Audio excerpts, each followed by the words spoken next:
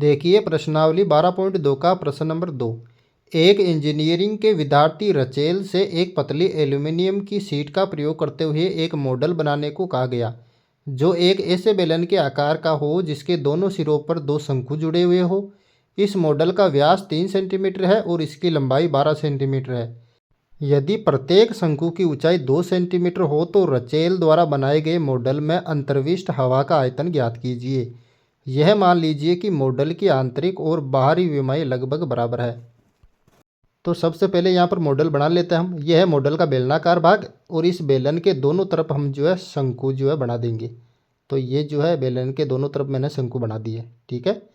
अब जो है इस मॉडल की जो संपूर्ण लंबाई है वो है 12 सेंटीमीटर, ठीक है। और इस मॉडल का जो व्यास है वो दे रखा है 3 सेंटीमीटर और यहाँ पर जो है इन दोनों शंकु की जो ऊंचाई है वो दे रखी है 2 सेंटीमीटर। अब देखो यहाँ पर लिख लेता हूँ मैं मॉडल का व्यास। देखो मॉडल का व्यास जो है आपको दे रखा है 3 सेंटीमीटर। तो इस व्यास से जो है इस मॉडल की त्रिज्या निकाल लूँगा मैं। तो निकालो, देखिए मॉडल की त्रिज्या यानी कि आर बराबर क्या हो जाएगा, यानी कि व्यास में मैं 2 का भाग दे दूंगा, 3 में 2 का भाग दूंगा तो 3/2 सेंटीमीटर जो है यहाँ पर मॉडल की त्रिज्या आ जाएगी, ठीक है। अब जो है इस मॉडल की जो संपूर्ण लंबाई है वो दे रखी है 12 सेंटीमीटर। तो मैं लिख लेता हूँ मॉडल की संपूर्ण लंबाई बराबर 12 सेंटीमीटर यहाँ पर, ठीक है। अब जो है इस मॉडल का जो बेलनाकार भाग है इसकी लंबाई निकाल लूँगा मैं। तो मॉडल के बेलनाकार भाग की लंबाई और मॉडल के बेलनाकार भाग की लंबाई को जो h1 नाम दूंगा मैं, ठीक है। ये h1 निकालेंगे। देखो संपूर्ण लंबाई यानी कि 12 में से मैं माइनस कर दूंगा यहाँ पर दोनों शंकुओं की ऊंचाई। दो शंकुओं की ऊंचाई कितनी होगी, एक शंकु की ऊंचाई 2 सेंटीमीटर है तो दोनों शंकुओं की ऊंचाई कितनी है 2 गुणा 2 यानी कि 4 सेंटीमीटर हो जाएगी दोनों की।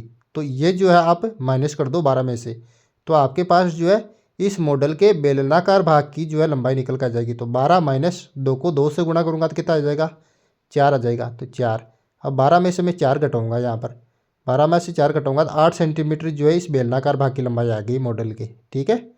अब देखो शंकु की ऊंचाई यानी कि प्रत्येक शंकु की जो ऊंचाई है यहाँ पर इस ऊंचाई को मैं h2 नाम दूंगा, ठीक है। तो ये आ गई 2 सेंटीमीटर यहाँ पर, ठीक है। तो यहाँ पर जो है जो भी हमें दे रखा था प्रश्न में वो लिख लिया।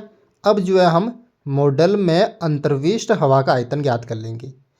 हवा कितनी होगी उसमें, जितना इस मॉडल का आयतन होगा। देखो मॉडल के आयतन को 2 भागों में बांटूंगा यानी कि बेलनाकार भाग का आयतन प्लस दोनों शंकुओं का आयतन। तो 2 गुणा कर दूंगा शंकु का आयतन, शंकु 2 है तो 2 से गुणा किया है यहाँ पर, ठीक है। अब देखो इस मॉडल के बेलनाकार भाग के आयतन का सूत्र क्या होगा, यानी कि बेलन का आयतन का सूत्र लगाओ पाई आर स्क्वायर h1 आएगा क्योंकि बेलनाकार भाग की लंबाई को h1 माना था। और 2 गुणा शंकु का आयतन का सूत्र क्या होता है 1/3 पाई आर स्क्वायर h2 नाम दूंगा इसको क्योंकि शंकु की ऊंचाई को h2 माना था हमने, ठीक है। अब बराबर का मैं चिन्ह लगाऊंगा। अब देखो मैं जो है पाई आर स्क्वायर कॉमन लूँगा यहाँ पर, ठीक है ना। तो पाई आर स्क्वायर, अब कोष्टक में h1 प्लस का चिन्ह और 2 को 1 से गुणा करो 2/3 और यहाँ पर आ जाएगा h2, ठीक है। और कोष्टक में इसको जो है बंद कर दूंगा मैं। तो ये जो है कोष्टक में बंद कर दिया। अब जो है मान रख दो इसके अंदर बराबर का चिन्ह, पाई का मान होता है 22/7 तो यहाँ पर रखो 22/7, ठीक है।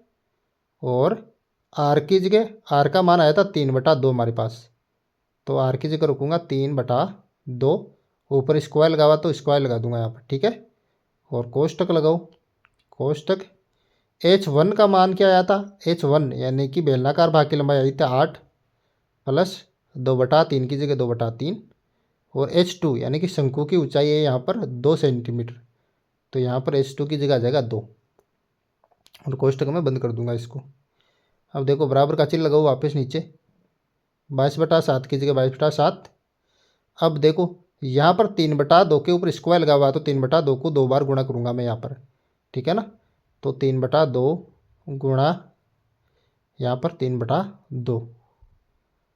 अब देखो कोष्टक 8 प्लस, अब देखो 2 को मैं 2 से गुणा करूँगा तो 4 आ जाएगा यहाँ पर, ठीक है ना। तो ये आ गया 4/3 और कोष्टक। अब देखो यहाँ पर जो है 22 को 2 से मैं 11 बार काट दूंगा, ठीक है ना। अब 11 3 और 3 को ऊपर गुणा कर दूंगा और 7 और 2 को नीचे गुणा कर दूंगा। तो 11 33 33 या 99 ऊपर हो जाएगा और नीचे बटा हुआ में 7 दूने 14 आ गया। अब कोष्टक, अब इधर ले से लूँगा 3 और 1 का 3 आएगा। अब 1 का भाग 3 में दूंगा 3 बार गया, 3 को 8 से गुणा करो 8 3 24, तो ये आ गया 24 यहाँ पर। ठीक है, प्लस का चिन्ह, 3 का भाग 3 में दूंगा 1 बार जाएगा और 1 को मैं जो है 4 से गुणा करूँगा तो 4 आ जाएगा। ठीक है ना, तो ये आ गया 4 और कोष्टक में इसको क्लोज कर दूंगा। अब देखो मैं लगाऊंगा आगे बराबर का चिन्ह, 99 बटा 14, ऐसा कैसा लिखेंगे 99 बटा 14, और कोष्टक के अंदर देखो अब ऊपर देखो 24 और 4 को मैं जोड़ूंगा तो 28 होंगे, तो ये 28 आ गया, बटा हुआ के अंदर आ जाएगा यहाँ पर 3, कोष्टक में क्लोज करो यहाँ पर। अब देखो 28 को 14 से काटूंगा 2 बार और 99 को 3 से काटूंगा 33 बार यहाँ पर। ठीक है ना, अब बराबर का चिन्ह लगाऊंगा मैं नीचे, तो ये बराबर का चिन्ह, अब देखो 33 गुणा यहाँ पर करूँगा 2। अब देखो मैं जो है बराबर का चिन्ह लगाऊंगा नीचे और 33 को 2 से गुणा करूँगा तो आएगा 66 सेंटीमीटर क्यूब, यानी कि इस मॉडल में अंतर्विष्ट हवा का जो आयतन है वो है 66 सेंटीमीटर क्यूब। ठीक है।